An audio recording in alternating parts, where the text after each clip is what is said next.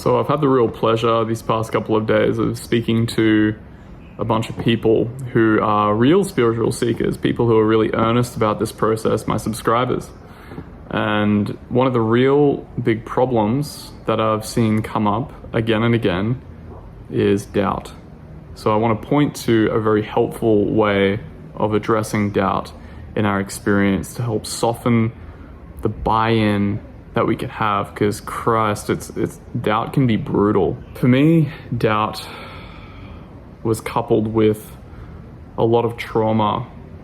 So as I woke up, practiced more meditation, doing a lot of self-inquiry, like 2 hours of daily meditation, and really trying to do these investigations in daily life, my pain body, the emotions in the body would flare up a lot. And I would have doubts about my career, like should I be working more? I'm not meeting the cultural expectation, I'm a failure. So it was sort of coupled with like shame and doubt. Doubt led to shame. There was doubts about practice a lot of the time. Practice like, I'm never gonna be awakened in this lifetime. If I'm feeling this much pain, somatic pain in my experience, like, how am I ever gonna realize my true nature? And then I doubt, like, what the hell what even is that? Like, I don't even know what that is. I don't even know what I'm doing anymore. And these sorts of things would come up for me, you know? So doubt was this constant companion that was like, don't get me wrong, I still have doubts. I still get doubts, but it's like, it's so much, like, this is such a huge reduction of suffering when I remember how intense and ugly and, like, my God, when you're feeling pain and then you have like doubt on top of it, it creates this sort of hopelessness. So, okay, I want to just keep it simple today, and I want to point out one approach that will really help here. So, first things first, we have to recognize that we can never underestimate the forces of delusion, right? So even when you hear this video, when you get triggered and when this doubt comes up, it's probably gonna have a strong pull to it.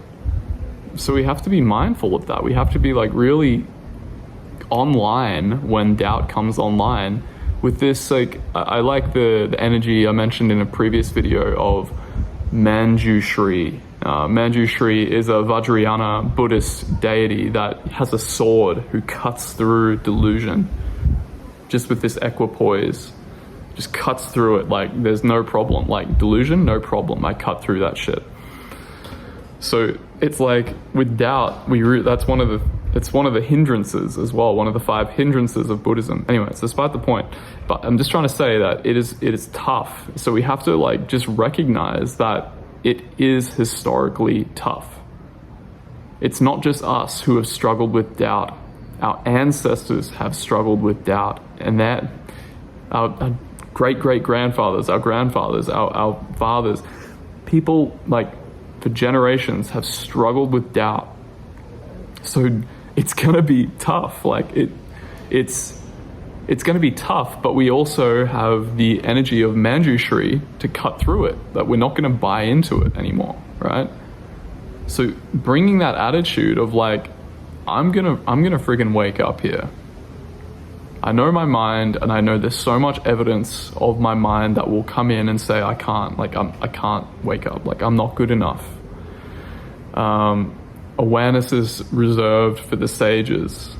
Maybe in the next lifetime. Maybe I need to meditate in the Himalayas more before I realize my true nature. You know, I'm not, or like just relative doubts as well, you know, around like career and stuff, or like relationships. All of these doubts, it's all the same thing. So we need to get familiar with the signature of doubt and make a study of it. So like auditing your life as if you were a movie character, like you're just looking at yourself, like doing a report on a movie character that you're doing an analysis on. Where does this character, where does this character suffer from doubt? Like, when does he get triggered into doubt? So you're sort of intellectually preparing yourself in a way for like, oh yeah, like I get triggered in these instances. Okay? You're getting a little bit more leverage on it because we understand and we have enough humility to recognize that it will kick our ass. It has the potential to kick our ass.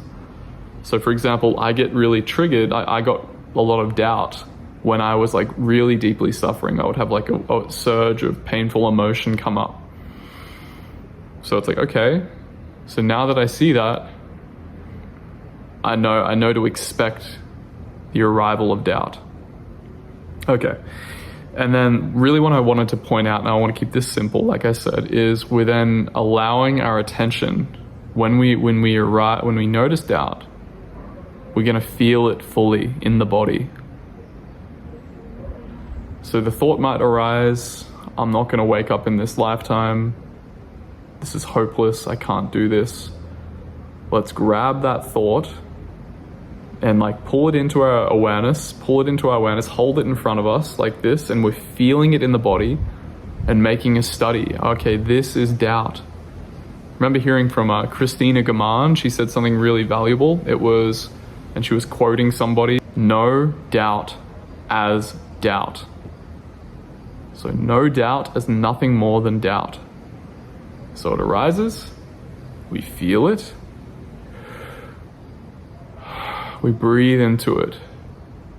We say, here it is, here's that doubt. I'm not good enough, I can't handle it, I need to get a better job, I can't get a job, I'm not good, I can't do that. And we're like, okay, I see you. I see you, buddy.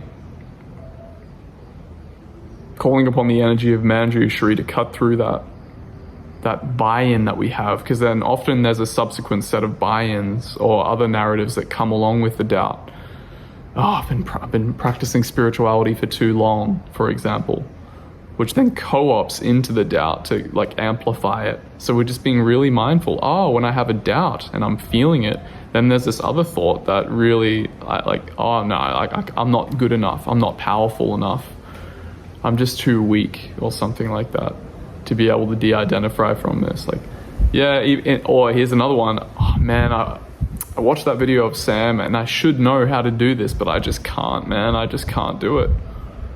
And we just see that as another thought and just another co-opt of the doubt. Anything that the ego will do anything to keep that doubt alive.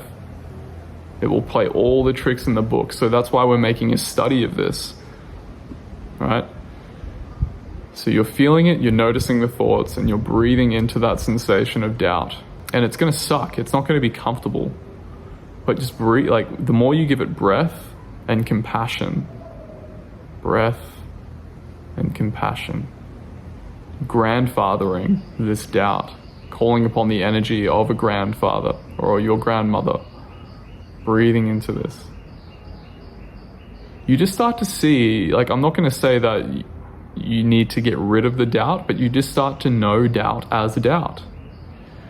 And it will soften the more that you practice in this way. It will relax more, but we can't have any crazy expectations.